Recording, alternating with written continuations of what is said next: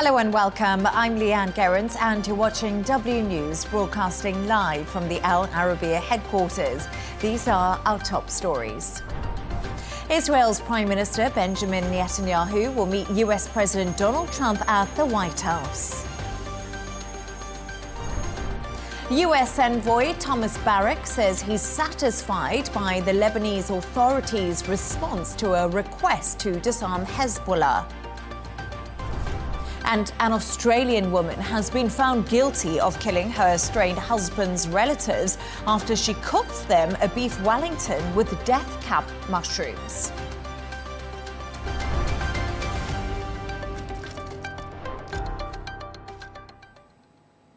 To our top story, Israel's Prime Minister Benjamin Netanyahu will meet US President Donald Trump in Washington today. Meanwhile, indirect talks between Israel and Hamas on a US-sponsored proposal for a 60-day ceasefire and hostage release deal in Qatar have ended without a breakthrough. That's according to Palestinian officials. Yesterday, President Trump told reporters he thinks there'll be a deal this week. Take a listen. I think we're close to a deal on Gaza. We could have it this week. I think there's a good chance we have a deal with Hamas during the coming week, pertaining to quite a few of the hostages. Yeah. You know, we've gotten a lot of the hostages out, but pertaining to the remaining hostages, quite a few of them will be coming out. We think we'll have that done this week.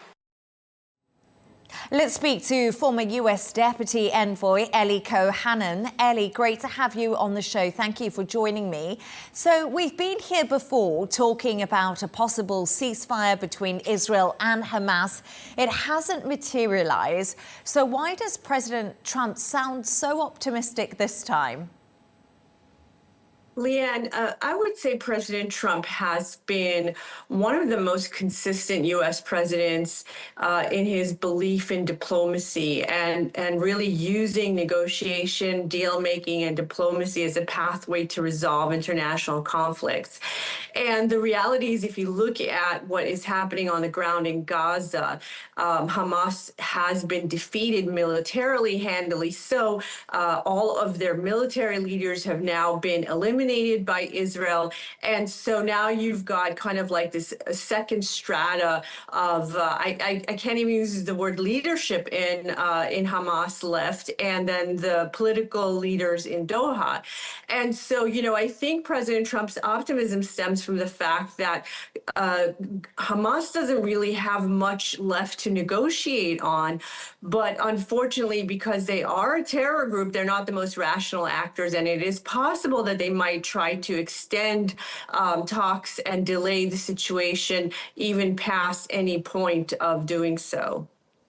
Ellie, polls in Israel indicate that 2/3 of Israelis support a ceasefire deal with Hamas and to bring the hostages home. Netanyahu has not fulfilled his aims eradicating Hamas and bringing the hostages home. Is President Trump growing frustrated with Netanyahu's bombardment of Palestine but not actually reaching the goals he set out? Well, you know, it's interesting, Leigh-Ann, what you just pointed to is actually, I think, the challenge for the Israelis is that those two goals are sometimes at odds with each other, meaning that defeating Hamas, and look, the Israelis have already defeated Hamas militarily, but really, I think, eliminating them in the Gaza Strip as a presence. That goal is in some ways in direct conflict with freeing the hostages, because whatever is left of Hamas leadership right now, they are holding the last 20 living Israeli hostages, apparently scattered throughout the Gaza Strip, making it incredibly difficult for Israel to be aggressive and probably achieve a full-on victory in the way that they clearly can, and they demonstrated with the war in Iran, because Hamas is hanging on to these living hostages, and the Israelis, of course, don't want to be responsible for killing their own. So this is the dilemma that Israel's finding itself with. And look, over and over again, the Israelis have agreed to every Witkoff framework and Witkoff proposal that the Trump administration has put forward. It's been each time Hamas that's rejected it. So it does seem like perhaps we're at an impasse, but I think that there is an understanding among the international community that there will at some point be a resolution to this conflict, and the resolution will undoubtedly include the full destruction and elimination of Hamas as a military and political threat in Gaza so that the citizens of Gaza can move on with their lives. Ellie, I think a lot of people would argue that Israel has been extremely aggressive when it comes to Hamas and Gaza. The Gaza death toll now over 57,500 people, 17,400 children have been killed, humanitarian aid halted, and this is over 21 months of war. So is Donald Trump the person with enough leverage to stop Netanyahu? Because we know the right of his coalition wants this war to continue. And he knows Netanyahu, if it doesn't, that his coalition will crumble underneath him. Leigh-Ann, I would say the following. First of all, when it comes to the numbers coming out of Gaza, we have to be very careful whose numbers we accept, because often the numbers are coming from Hamas themselves. Now, second, if you understand that the residents of Gaza are in the millions, and now you're talking about thousands killed, look, no one wants any death anywhere, but it is a war that Hamas started with Israel. And so when any entity starts a war, they will expect that there are going to be retaliation. And unfortunately, there will be death that comes as a consequence for that. Has Israel fought this war against Hamas as aggressively as they can? I can assure you that they have not. And again, part of that reason is because Hamas understood Israel's psyche and mentality, and they took Israelis hostage. So Israel could have used far more of a bombing campaign against Gaza. There could have been a lot more devastation, a lot more aggressiveness, and probably this war would have been over earlier had Israel used more aggressive tactics. But again, they did not, because of their own hostages and because of some pressure from the international community. And look, the Israelis now have a food program, an aid program replacing the UN's program, which is designed to make sure that the food aid doesn't fall into the hands of Hamas, which then uses the aid, sells it, and keeps themselves in power through those monies. So the situation is complicated. I do think that President Trump is the only world leader who will be able to bring an end to this conflict. And also, I would be remiss if I don't mention that I think part of what's going to happen today between President Trump and Netanyahu is that they're going to take a victory lap. Let's remember that for so many years, we've seen world leaders wring their hands and try to figure out how they were going to deal with the threat of the Islamic Republic of Iran.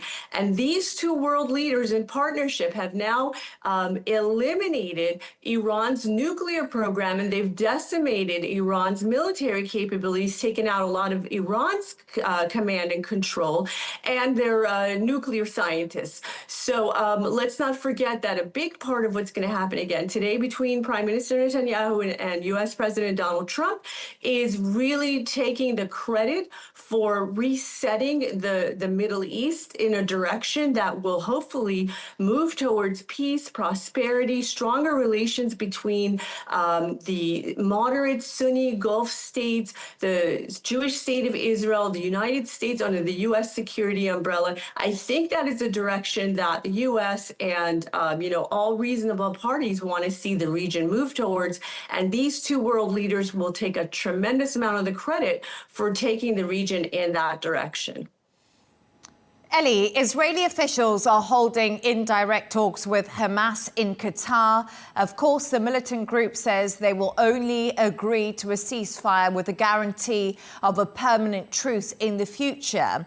Is it possible that we could see Donald Trump actually hold direct talks with Hamas to end the bloodshed, to steer them in a direction where peace will happen?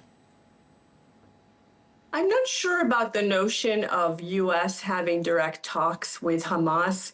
For many years, the U.S. policy has been that we don't negotiate with terrorists. Now, we also are relying on friends and allies in the region, countries like Qatar, Egypt, Turkey, to serve as those intermediaries with Hamas. And I think that that's been considered so far a successful model. So it doesn't seem to me that what's been holding up a potential peace between Israel and the citizens of Gaza is that the U.S. needs to have direct talks with Hamas. What is holding up the next stages is the fact that Hamas is refusing to accept the American proposals. And so where I think the U.S. pressure might go next is towards those very same allies that I was mentioning, Qatar, Egypt, Turkey, to really pressure Hamas to accept the U.S. proposals, to take any exit strategy that's being offered to the leaders of Hamas at this point,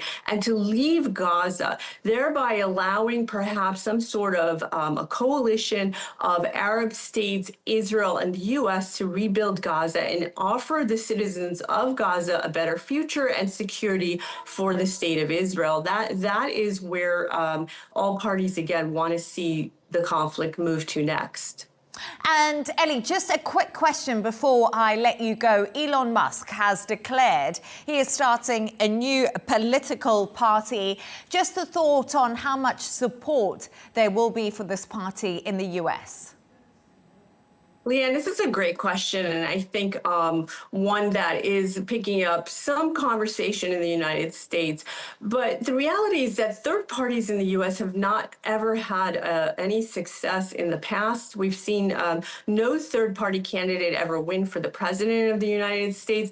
And so I think Elon is going to have a real challenge on his hands trying to create something that had never proven any success in the past. All of us understand his frustration. He seems like someone who genuinely cares about the fate of the United States, the future of the country, and he's very worried about the debt, it seems. But I'm just less convinced that a third party is going to be the way that he can achieve his goals of figuring out how to reduce the U.S. debt. Ellie Cohanim, great to have you on. Thank you so much for your thoughts. Thanks for having me on, Leigh-Ann. For more on this, I'm joined by our correspondent, Trent Murray, who is in Tel Aviv for us. Trent, brilliant to have you on. OK, cautious optimism as ceasefire deal will be reached as Netanyahu heads to the White House. What's Israel's stance on this right now?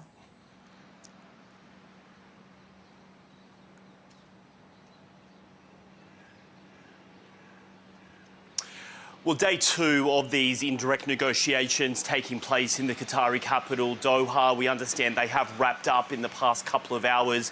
No immediate sign of a breakthrough, but certainly the mood and music that we're getting from the United States, particularly from President Trump, is that they are getting closer. On Friday, he said 24 hours. He expected to hear an answer from Hamas. He has now pushed that timeline out to sometime this week. We understand that the basic framework between the two sides is there and that Israel has agreed. Now, that basic framework is a 60-day ceasefire in exchange for Israel withdrawing from some key military positions within the Gaza Strip, not a complete withdrawal. In exchange, Hamas willing to return 10 living Israeli hostages as well as the bodies of 18 that are deceased. But that is where we understand the agreement sort of ends, because Hamas is continuing to demand that there is a pathway here to the end of the war that sees Israel withdraw itself completely from the Gaza Strip. But that is just a red line that Benjamin Netanyahu has instructed the Israeli negotiating team not to cross. He wants to maintain security in some form within Gaza in order to prevent Hamas rearming. That is the Israeli position, and for them not to be able to pose a threat to the state of Israel. So an impasse is still there from where we are standing right now, but I think all eyes now will be on that Oval Office meeting to see whether potentially President Trump is just maybe going to pressure the Israelis to soften their position in order to get this over the line. We've been here so many times before, but there is some cautious optimism that we may just be getting close now, but we'll have to wait and see a couple of critical hours ahead. Yeah, absolutely, Trent. We've spoken about this before too, of course. But over the weekend, there were large rallies attended by hostages' families urging the government in Israel to reach a deal. Will this add to the growing pressure facing Israel and Netanyahu to get a deal over the line with Hamas?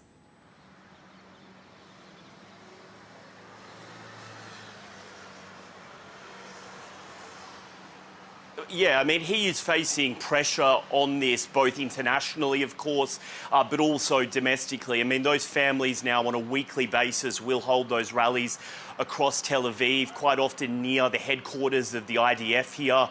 And we know that in recent days, they've also been rallying outside the US Embassy branch here in Tel Aviv, calling for what they are describing as a big, beautiful deal. I think a nod to President Trump's tax reforms that he was trying to push through the White House. I think they are looking at President Trump as someone that maybe will have leverage over Benjamin Netanyahu. Certainly some of the hostage families, when they speak at those events, will call on the president to apply more pressure in order to get a deal. But there is trepidation within that group, as you might imagine, because they are hearing those numbers that we mentioned earlier.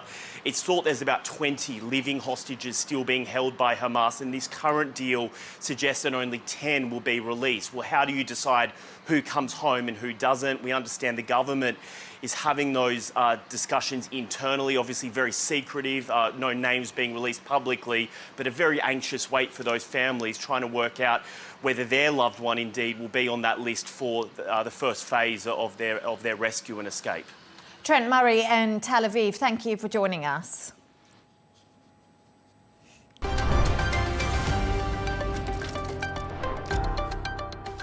The US envoy to Syria, Tom Barrack, says he's satisfied with Beirut's response to a plan calling for Hezbollah to disarm in exchange for an Israeli pullout from the south. After meeting President Joseph Aoun, he urged Lebanon to seize the chance for change. But Hezbollah's deputy leader says it won't lay down its arms under threat. For more on this, I'm joined by Dr. Makram Rabah, who's an assistant professor of history at the American University of Beirut. It's an absolute pleasure to have you on the show, Doctor. Tom Barrack. Thank you for having me. Pleasure. Tom Barrack said he was unbelievably satisfied with Lebanon's response to his roadmap. Were you surprised by how positive his mood music was? Well, to be honest, I didn't really focus on these very festive words, let's say, and I focused more on the things he said that was really crude and really straightforward. So he, as a seasoned diplomat, he decided to be a kind of more gentle in talking to the Lebanese as opposed to the former envoy, Morgan Ortegas.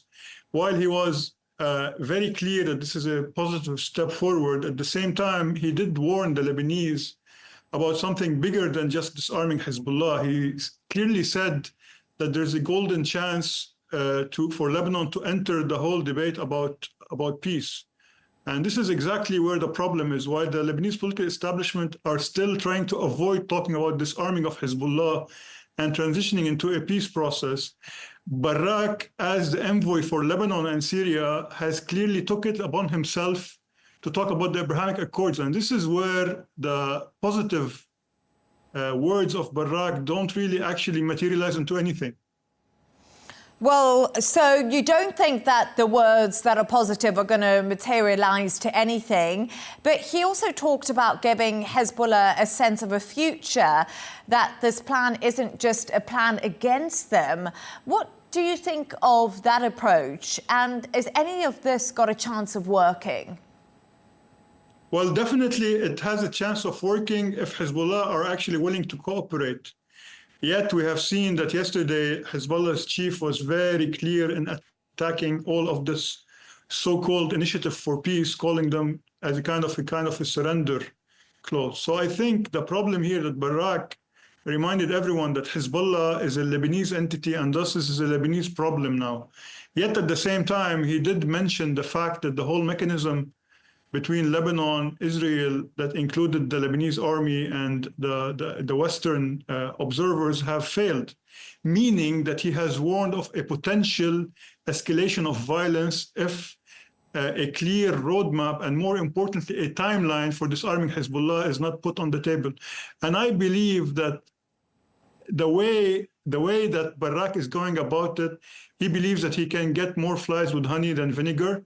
But at the same time, I think there is a disconnect between what he's trying to do and what the Lebanese political establishment is refusing to acknowledge, that we have entered a new phase in the region and Hezbollah should not be on the table.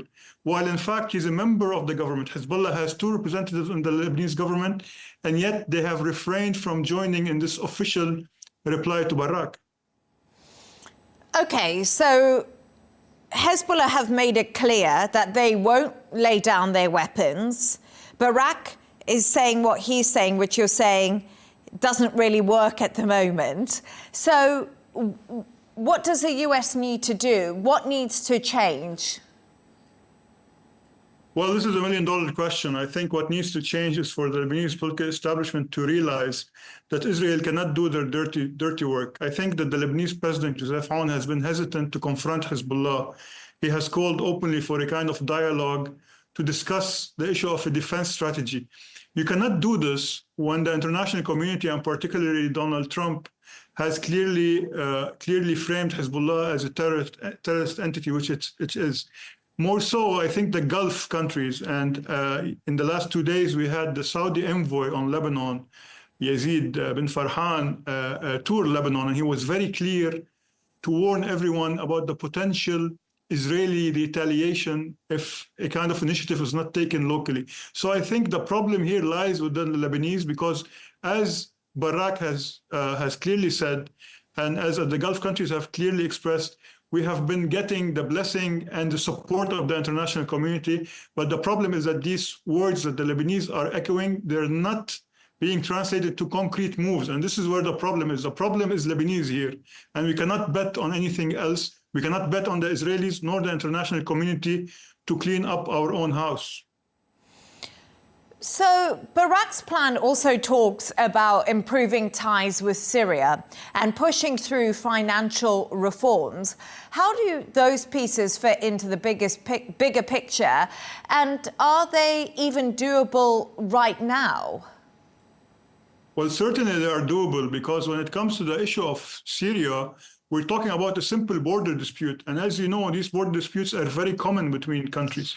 But in the case of the Shib'a farms, if we are to tackle the Shib'a farms, if Lebanon is to claim it as Lebanese or Syria is to claim it as Lebanese, it will more or less take Hezbollah's weapons off the table. And more importantly, for the reconstruction of Lebanon to happen, Lebanon has to play a positive role in the reconstruction of Syria. And it's no coincidence that Barrack took time out in his speech at the presidential palace to speak about the positive role that the new Syrian administration is playing, which unfortunately we don't have a Lebanese partner, so to speak. So ultimately, I think, be it the economic and judicial reforms and political reforms are important in the case of Lebanon, but more importantly, they have to understand that given that Iran has been directly hit by the US and Israel, we are entering a new phase. The Lebanese more or less are using the corpse of Hezbollah to hide behind and to claim that reform is not possible. Reform is possible, and reform will, in one way or another, ensure that we don't have a repeat of Hezbollah or even something which is even worse. Thank you so much for joining us. That was a fascinating conversation, Dr. Makram Rabah. Once again, appreciate your thoughts and analysis on that subject. Thank you.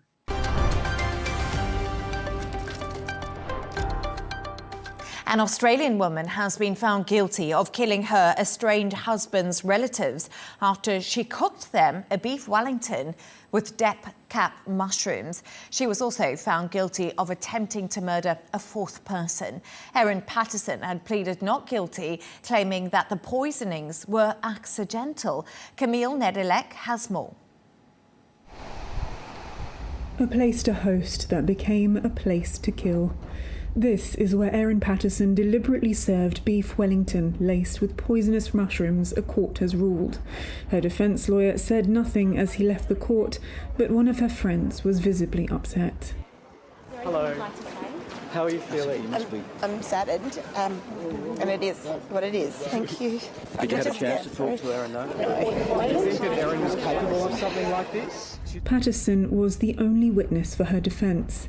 She said she had a loving relationship with her in-laws and that the fatal lunch served in July 2023 was an accident. After eating the individual servings of beef Wellington, Patterson's mother-in-law, Gail Patterson, her father-in-law, Donald Patterson, and Gail's sister, Heather Wilkinson, all fell ill and died. Heather's husband, Ian Wilkinson, was also at the lunch and was left in a coma for several weeks. Patterson said she hadn't died because of an eating disorder, but Wilkinson said he remembered she had served her own food on a different coloured plate than everyone else. Patterson was unable to explain how the deadly mushrooms ended up in the meal, first claiming she had got them from a local supermarket before saying she had got them from an Asian shop, then claiming she had foraged for them but wasn't sure. The case has gripped the country and drawn the world's media to the small town of Morwell, where local residents have also been following the trial. Many things were said where I did think, oh my goodness, I think she's done this. And either way, there are no winners. There are no winners in this. You know, everyone has suffered. Now the case is over, local authorities are calling for a return to normality. I think it's very important that we remember that we've had three people. Three people have died, and we've had a person that nearly died and was seriously injured as a result, and that has led to these charges. I ask that we acknowledge those people and not forget them.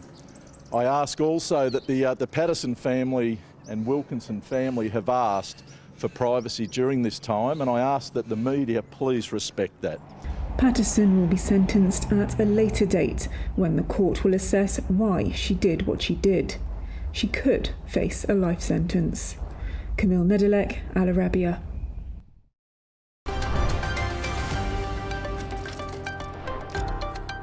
Now, Iran's Foreign Minister Abbas Arachi has warned that if Israel is not held accountable for its attack on Iran, the whole region and beyond will suffer. He made the remarks whilst addressing the BRICS summit in Rio de Janeiro and stressed the importance of holding Israel and the US accountable for their violations of international law. Iran also won the support of fellow BRICS nations, with the bloc condemning the recent Israeli and US airstrikes that hit military, nuclear and other targets. For more on this, I'm joined by British and international affairs analyst, Dr. Fouad Razek. Thank you so much for joining us, Dr. Fouad. Pleasure to have you on.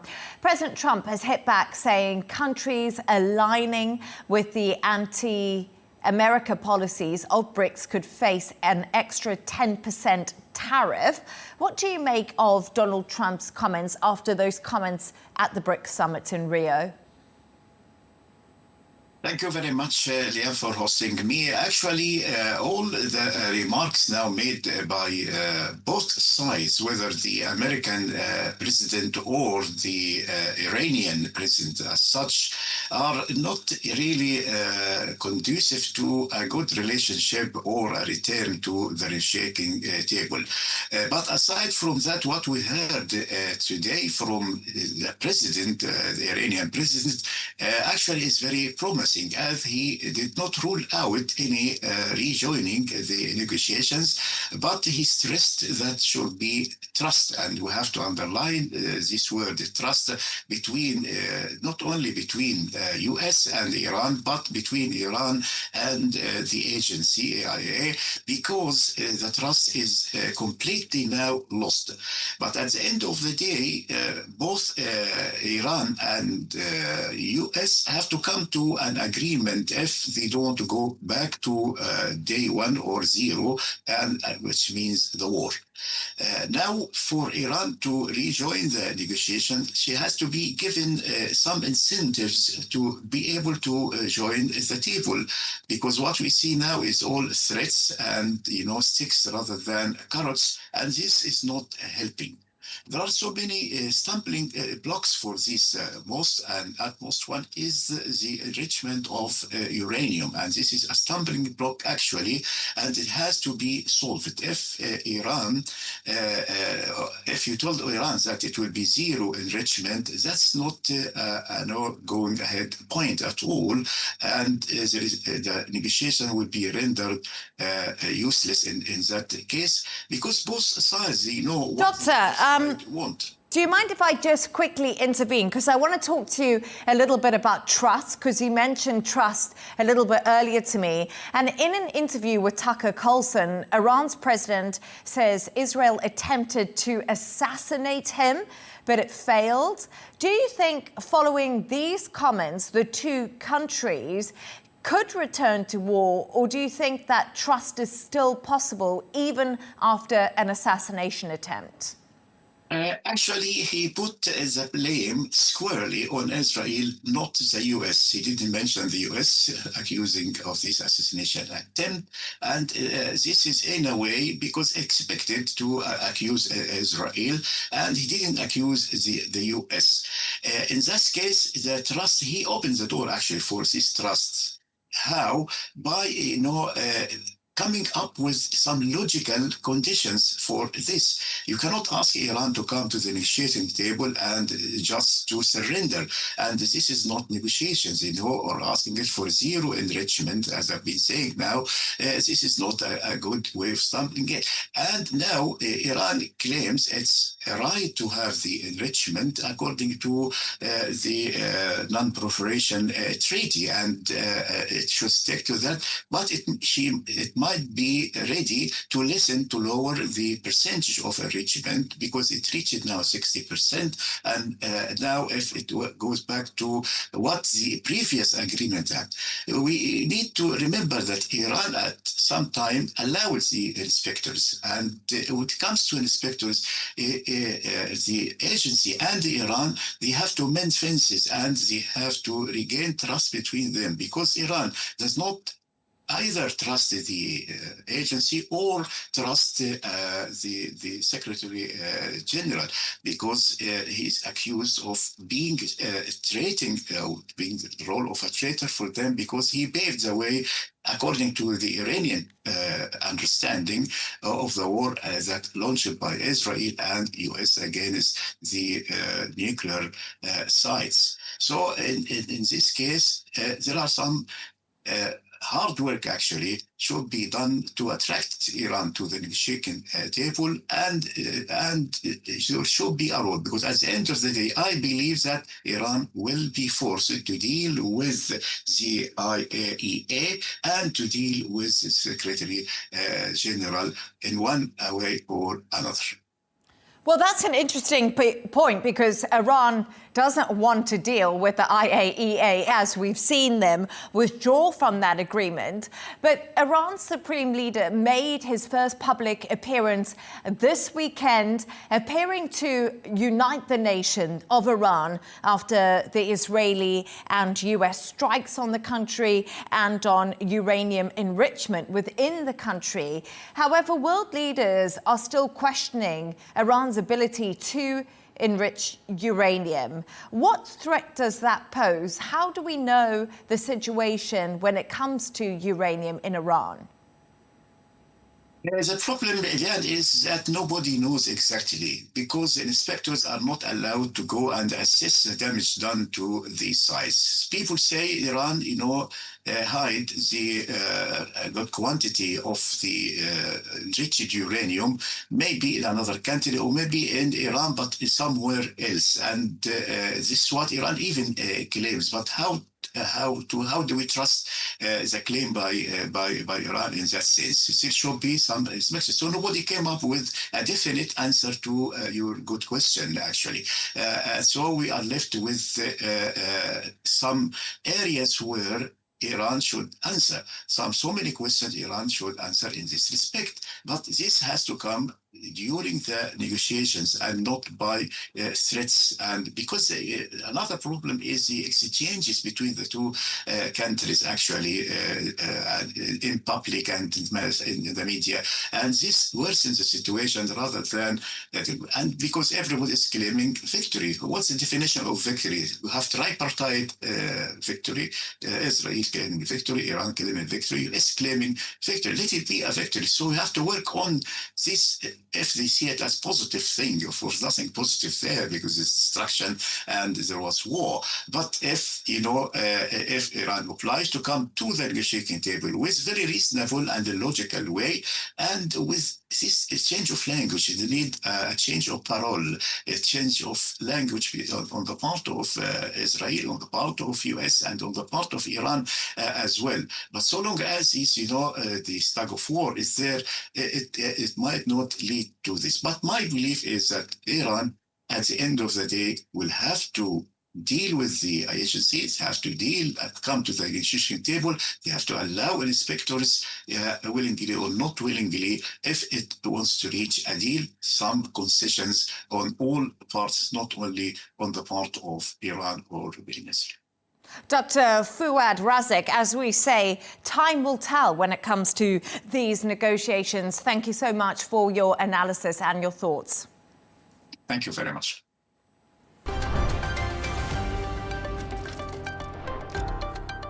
Rescuers in Texas are continuing to search for missing people after flash floods hit the state on Friday. At least 82 people have been confirmed dead and another 41 are missing.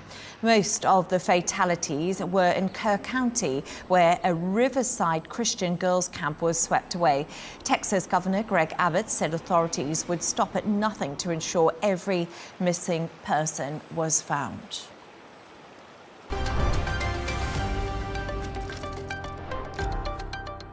Now, Britain has resumed diplomatic ties with Syria for the first time in over a decade, as Foreign Secretary David Lammy made a landmark visit to Damascus. Lammy pledged £95 million in aid, saying there's new hope for a stable and secure Syria. Lammy says the UK support will focus on humanitarian aid, education, and efforts to curb terrorism and irregular migration. For more on this, I'm joined by Navar Shambam, researcher at the Harmoon Centre. Great to have you on the show again, Navar. How significant is this diplomatic visit and the UK pledging nearly £95 million in aid to Syria? First of all, thank you for having me again. About the visit, this marked the very first British ministerial visit to Damascus in 14 years, signaling a major shift in Western policy. The $94.5 million aid pledge focused on humanitarian relief, education, recovery, and also refugee support is part of a broader effort to stabilize Syria and promote inclusive governance. This also comes aligned with the removal of previous UK sanction, also the removal of USA sanctions. So it's a joint effort for a better stabilize Syria and promoting for inclusive governance. And actually, today, the US has revoked the foreign terrorist designation for Syria's HTS, the organisation aligned with the new leader, Ahmed al-Sharaa. How significant is this move? As you just mentioned to me, we've had the removal of Western sanctions, now the removal of this label on HTS. Of course, this is very significant and huge. But even before that, on the 30th of June, President Trump made an executive order to revoking most of the Syrian sanction.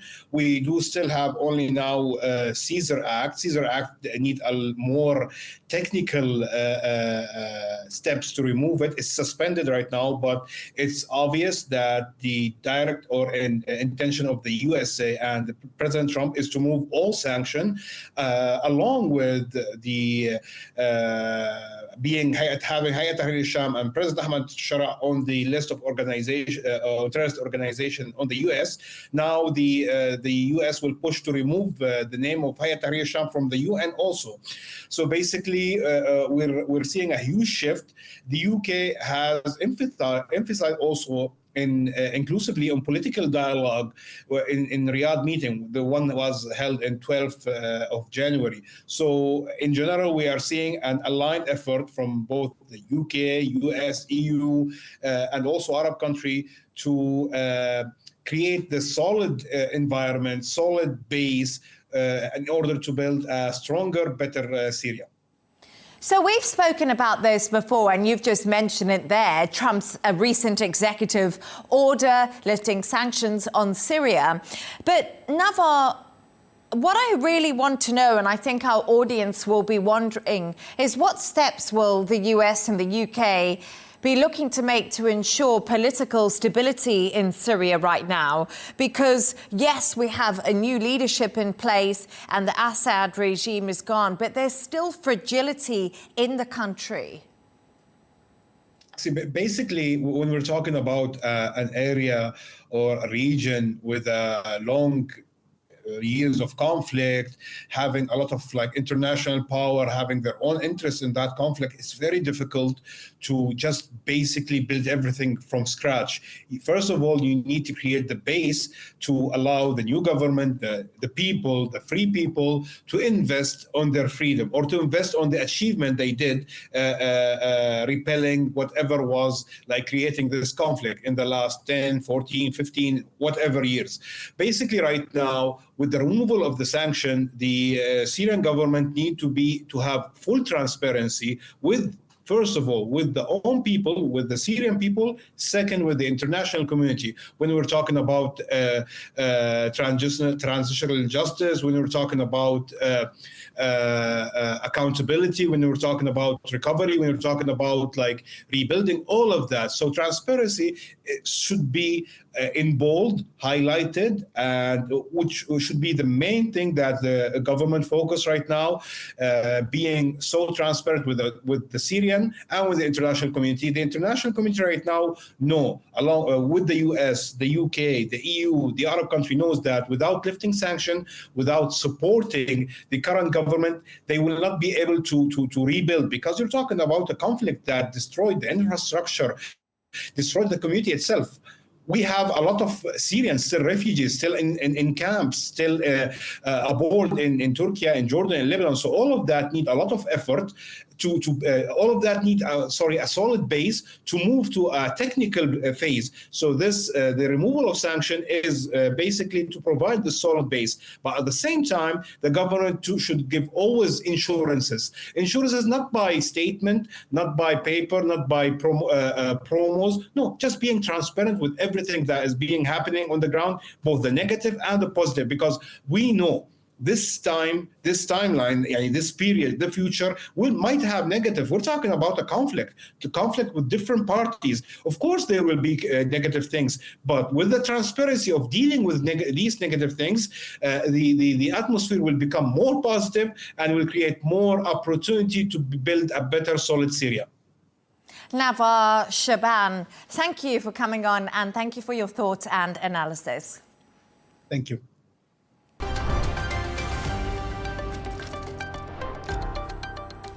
A reminder of our top stories. Israel's Prime Minister Benjamin Netanyahu will meet US President Donald Trump at the White House. US Envoy Thomas Barrack says he's satisfied by the Lebanese authorities' response to a request to disarm Hezbollah. And an Australian woman has been found guilty of killing her estranged husband's relatives after she cooked them a beef Wellington with the death cap mushrooms. And that's all from us on W News. Don't forget to subscribe to our YouTube channel and also follow us on X. Counterpoints with Melinda Nusafora is coming up next. Plus, we'll be back in a couple of hours' time with a W News Extra. Goodbye.